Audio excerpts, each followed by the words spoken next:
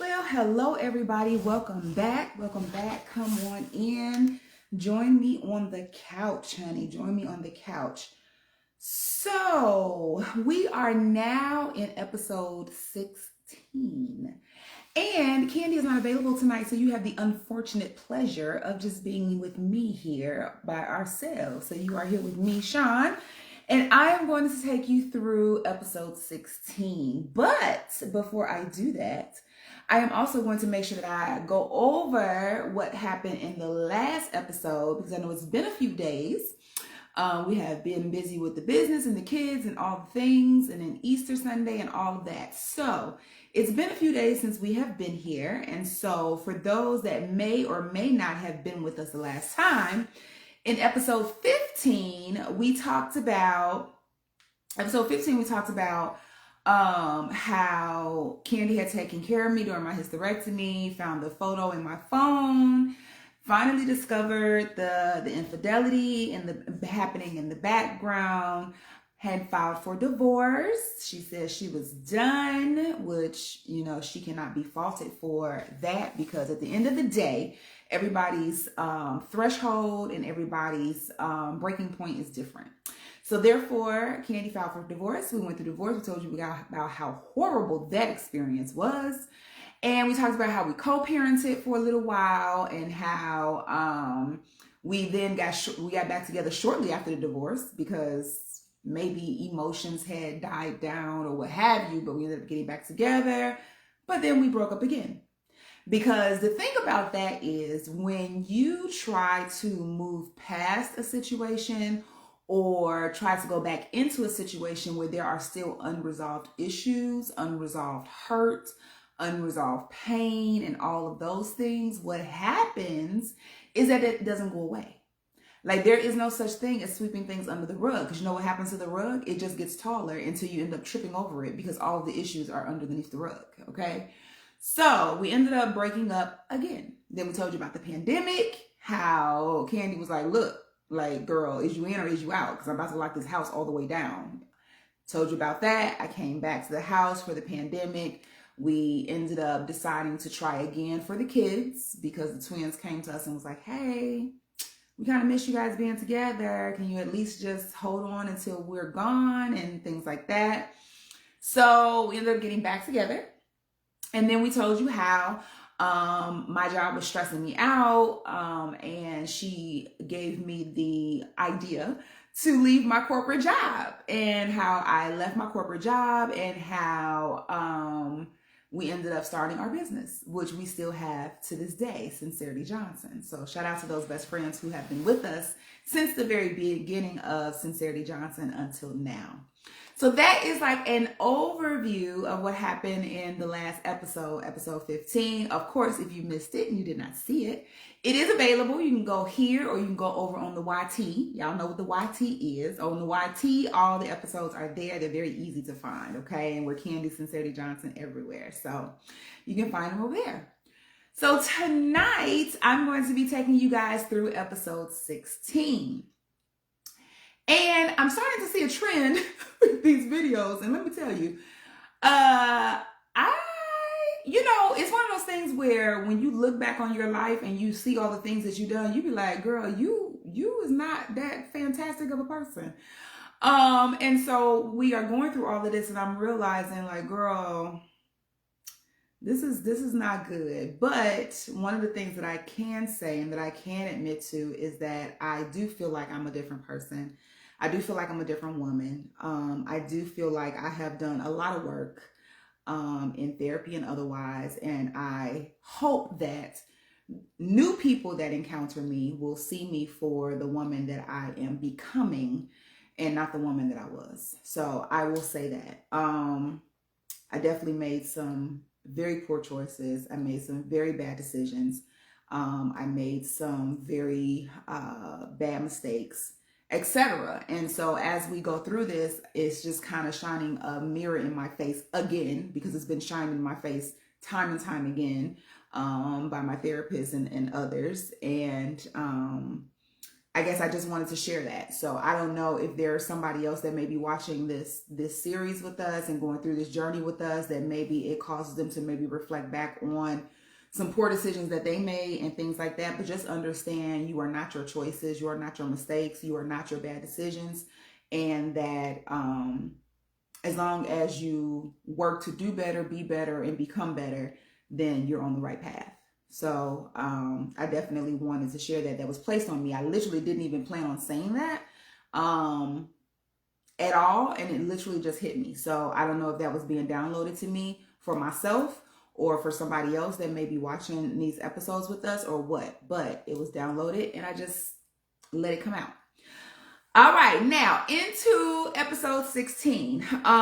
So since the business started, the business is doing very well. I was nervous leaving my corporate job because, of course, I was used to punching the clock, punching out of the clock, being done with work when I left, and knowing that every other Friday I was going to have money going into my bank account. Okay. So I was nervous about the whole entrepreneurial journey. And but by the grace of God, by the blessings of God and all of that, the business began to flourish, and we were so grateful.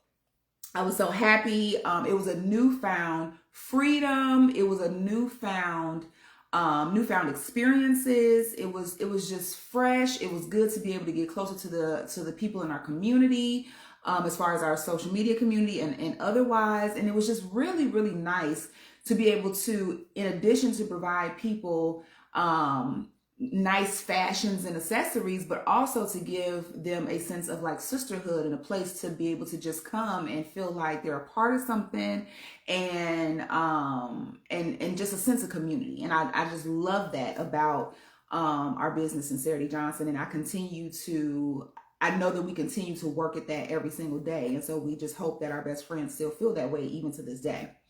So we started the business shortly into the pandemic. It began to flourish. However, Candy is what we call a visionary, okay? She is the reason behind almost all of the things that we have ever done, because she is a visionary, and her mind and her vision is just second to none. And so as we were going through, we were doing well, the income was increasing, and we were doing very well. She was like, okay, wait a minute, let me think about this. And she was like, we're in the pandemic era, all right?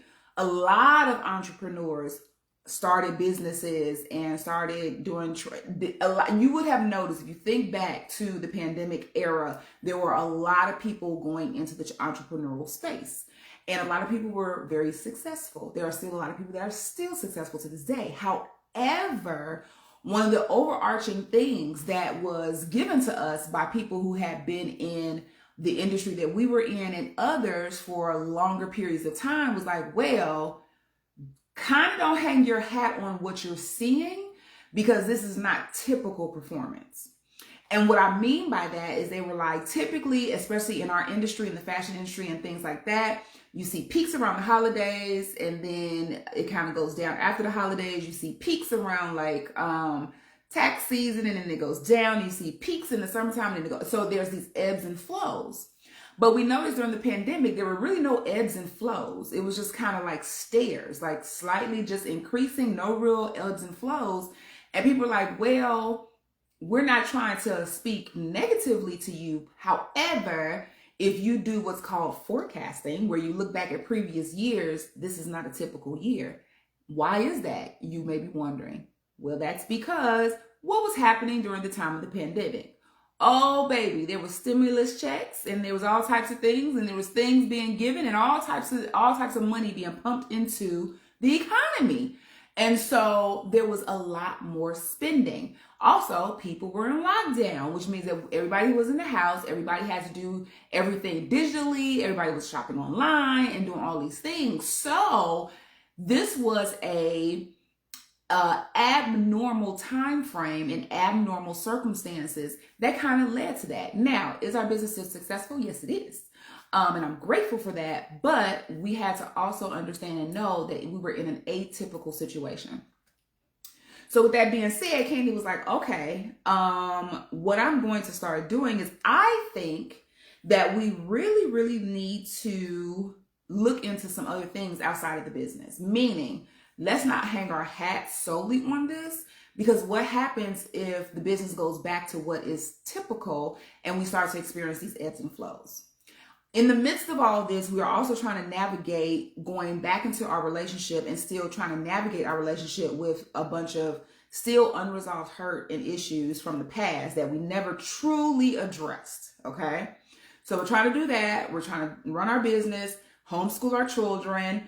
Now Candy's like, okay, we need to think outside of the box, and we need to particularly look into something else, another stream of income that would be good, that is not necessarily dependent upon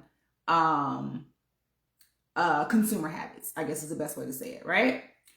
So she had been looking at some different things, and one of the things that she came across was this really, really dope person who was teaching individuals how to make money from the stock market.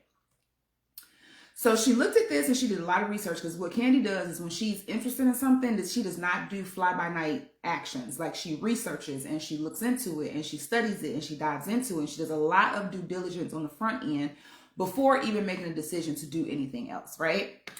So she had started looking into this a little bit further. Now, we were faced with something because we were homeschooling twins. And one of the things that Candy realized is that, you know what, our minds think differently, right? Her mind and my mind think differently. She is a more visionary person. She's more of a big picture person. I'm more of an analytical person. I'm more of an executor. I'm more of that type of thing, right?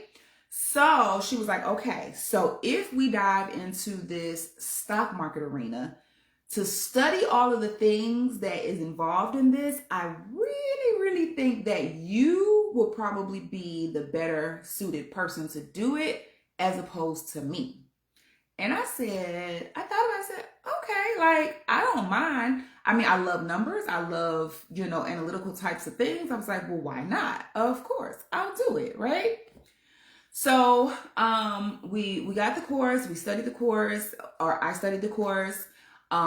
She made sure that I had time at night and, on the weekends to really dive into it. I practiced in the simulation. Like, I did all these things before we made the decision to say, okay, we're actually going to put our toe in the water and we're actually going to do this thing in the stock market. And I said, okay, I think I'm ready. We had a goal. We had set a goal. We said we want to try to make this much money per day or per month or whatever, because we had a goal to set, because we knew that should something happen with the business and things start to deviate, we need to make sure that we can start doing other things in the background. So I was placed in a position that I was willing to take and that I was excited to take, to go ahead and dive into this and do this for the family. Now, Candy has been the provider forever, okay? She's always been the one to provide. She's always been the one to lead the household. She's always been the one to do everything for our family. And so now it was my opportunity to kind of show and prove, or to shine and say, okay, let me lead this charge for our family instead. So I go into it, but one of the things that I realized is that as I was doing it, we did have a daily goal. We wanted to try to achieve a daily goal. And there would be some days where I would achieve the goal, some days that I wouldn't. Typical, right? I mean, anybody that's done anything with the stock market, it's not a surefire thing. Like, it's whatever. And so on the days where I would hit the goal, I would go to her and I'd be like, hey, this is what we did today. I was super excited. And she would say how she was proud of me and how good I was doing and keep up the good work, et cetera, et cetera, et cetera. Then on the days where I didn't necessarily hit the goal, it was kind of like I was met with what seemed to me disappointment. Kind of like, oh, okay, I see, but what could we have done to do better? Like, what can we do to increase that? Like, what was that? And it almost put me in the mindset of, and I said this in the book, Moments of Resurrection, for those who got the book. I think I know for a fact I mentioned this in there, how I felt. It was one of those things where it's like I was looking for approval and I was looking for that pat on the back, almost like a child would do when they're trying to show their, parent or teacher or whatever, like, hey, look what I can do, right? So on the days where it was kind of like, wonk wonk, what happened, I walked away always feeling like defeated or disappointed, okay? So then I started to feel a little bit pressure, and I think the pressure was coming from within and not from outwardly. I was starting to put more pressure on myself, like, okay, I've got to do better. Because now it was starting to be a point where we were starting to see a little bit of a difference in the business. We were starting to see, okay, things are probably starting to get back to how they used to be before the pandemic and stuff like that. So it was like, okay, we got to kick this thing in gear. And so I was like, okay, I've got to do this. See, this is the problem though. When I started to do that, I started to quote unquote fudge, ain't no quote unquote, I started to fudge numbers. I found myself doing things that were against what was taught in the course, because I was almost in a desperation mode to try to make this money that we were supposed to make this money for my family, make the money that we needed to make sure that we could supplement where we were seeing the difference in the business. But the kicker is I was not being honest with Candy with this. So I kept doing these things, not doing what I was taught, not doing what I was supposed to be doing, and I started losing money. And I started losing large amounts of money. And rather than come to her and say, I would try to just give some other numbers to make it not seem so bad. To the point where it got so bad that I eventually said, hey, I am in a couple of positions that are not doing well. Right now, we are losing X amount of dollars. And she was like, okay, you need to make a decision, cut your losses and move forward. Again, the desperation in me was, I hear you say that, but I think I can make the money back. I hear you telling me to cut my losses and do something else, but in my mind, I'm like, it's gotta be a way that I can make some of this money back, which is a dangerous place to be. It's almost like a person who may have a gambling issue, and they're like, it's okay because this next $20 I use, I know I'll get my money back. This next $50 I use, I know I'll get some of it back. This next $100 that I put in, I know something's going to come out of it. So instead of doing what me and Candy talked about, I again went against what she said. Still losing money. So now I'm panicking because I'm like, okay, I got to find a way, because there's no way to sugarcoat it. I manipulated the situation because I knew she hadn't studied like I had studied. She didn't know what I knew. She didn't even go into our accounts to see what was going on. She trusted my word, okay? So then I started to panic because I'm like, okay, I've got to find a way to get this money back. Like, I got to find a way to do something. So I ended up going to my cousin and his wife, and I explained to them the situation. I explained to them what was going on, and I was like, I have a plan. I just need to borrow this money, and I'm talking thousands of dollars. Like, we're not talking about a couple of $100s. I'm talking about thousands of dollars. My cousin and his wife, they talked about it. Against probably what they really wanted to do, they loaned me the money. Now, this is the thing though. Everything is in Candy's name. It's not like I can just take the money, put it in my account, and then put it back into the account that we use for our stocks and things like that. This has to go through her account. So at that point, I was like, okay. And my cousin had even told me, he was like, you need to be honest and you need to tell Candy what's going on. Because at the end of the day, you guys are supposed to be a team and you guys are supposed to be doing this together, and you need to just be honest. So I went to her and I let her know that I had lost all this money, that I borrowed the money from my cousin, and that I was going to put it back, and this was my plan, this is what I was going to do. Of course, okay? She was livid, okay? Livid. Which she had every right to be. She was warranted.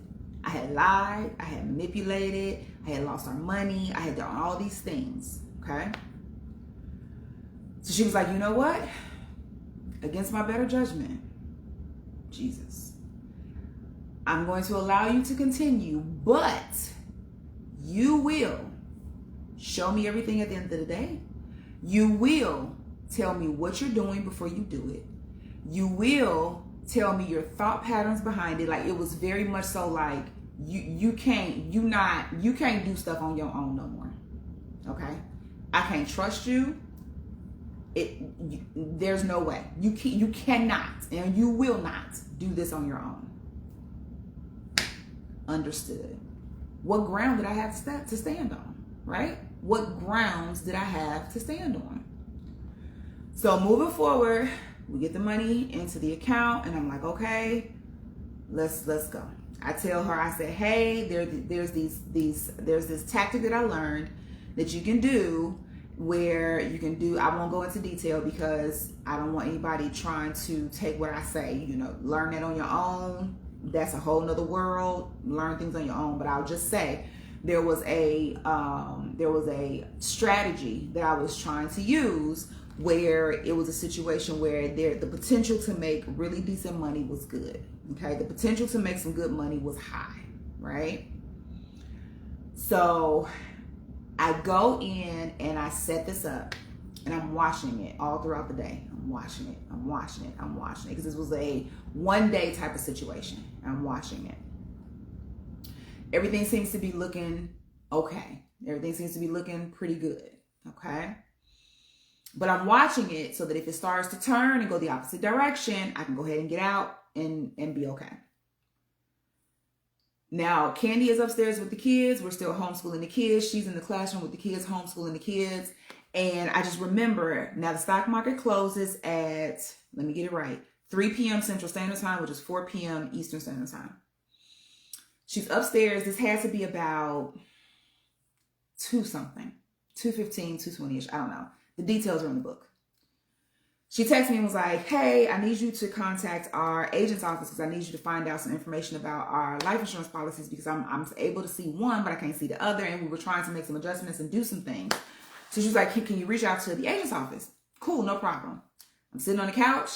I got CNBC on TV. I'm watching it in the background. I got my computer open. I got my charts and stuff up. I got everything going. I'm like, oh, that's fine because I can still watch and pay attention to everything while I'm on the phone trying to take care of the business with the life insurance policy.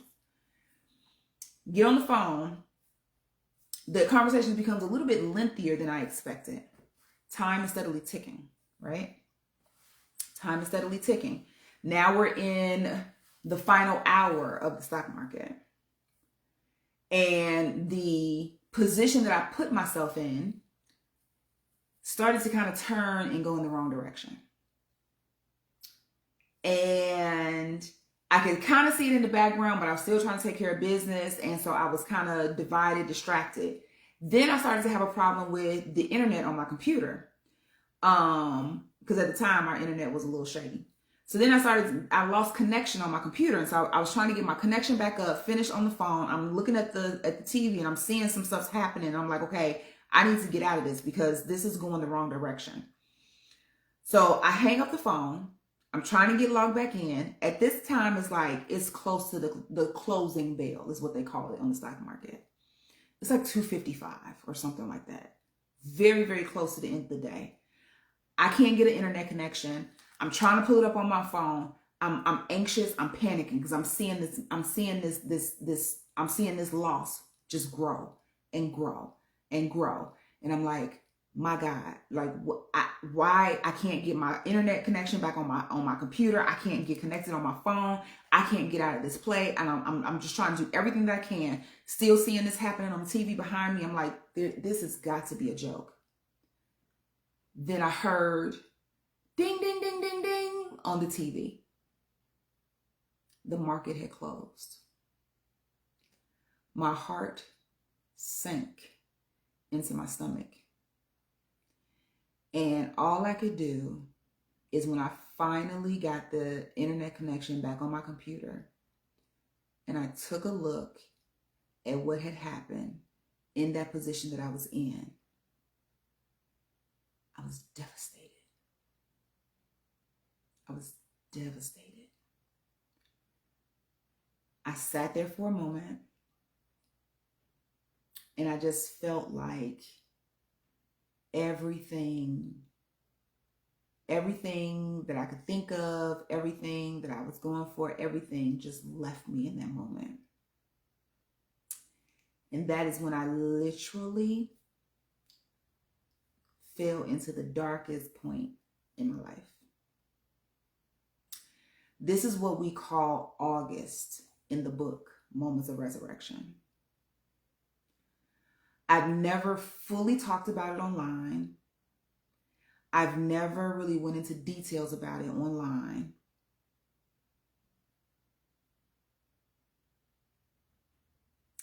And I'm trying to decide, I'm conflicted in this moment, and I'm trying to decide if I'm going to say anything now or just leave it in the book like we have.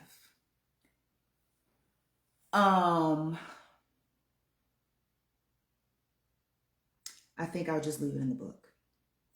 But just know, I had fallen into the deepest, darkest point of my life. And that is described as August in the book.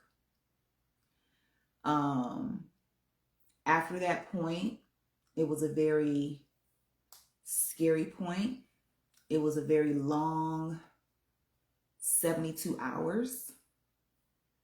And the effects that that moment had and the subsequent moments in that 72 hours, the effects that it had on Candy, the twins, Candy's family, my family, our finances, the effects of it was devastating.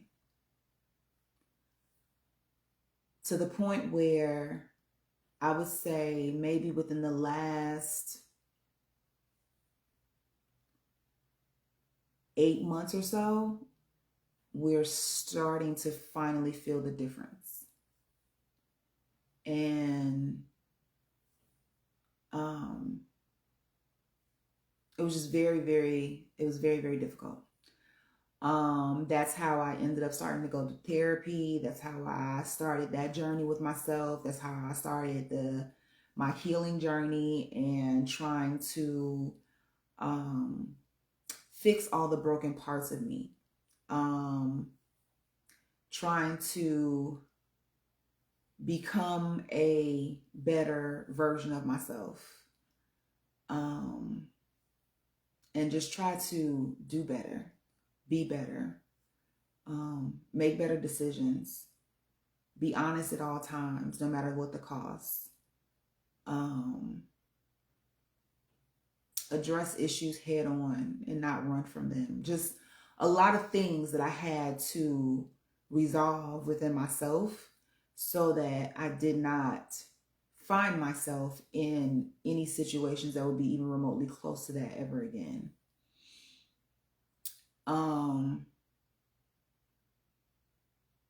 I wish that I could turn back the hands of time.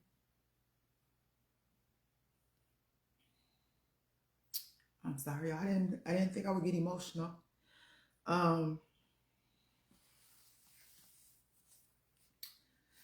There are times when I just wish that I could turn back the hands of time and make different decisions, different choices, do better, communicate better, not only for Candy, but for our kids and our family and everybody connected to us, because the worst part of it is when you cause damage and when you put people in a position that they don't deserve to be in. And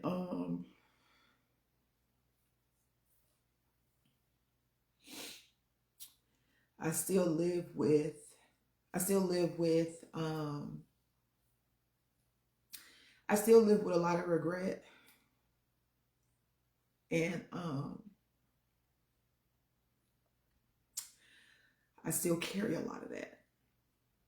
And so I don't know if there's anybody that has ever found themselves in a position where they have hurt people that were the closest to them, or did anything to devastate anybody that was close to them, or anything like that.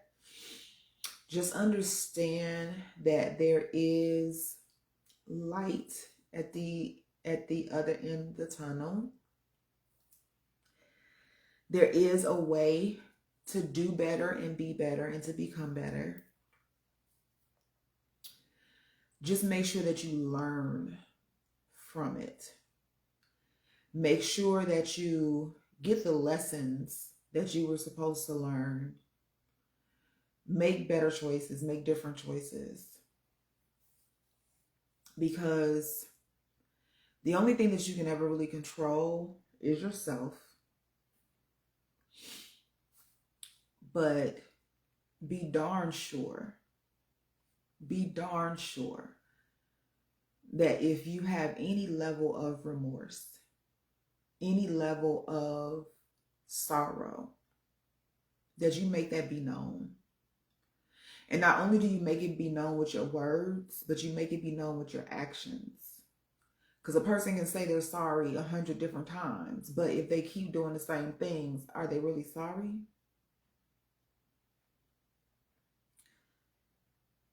And so, as I have come through that, and as I have recovered from August, and this is August of 2023 that I'm talking about, of course. Is it 2023? No, August of 2022. I'm sorry. It's been almost 3 years, by the grace of God.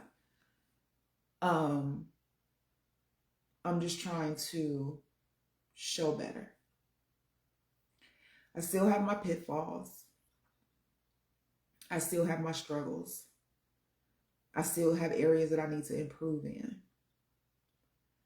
But I work damn hard every day to do better and be better. So that is episode 16. I didn't know it was going to go here. I didn't think that I would get emotional.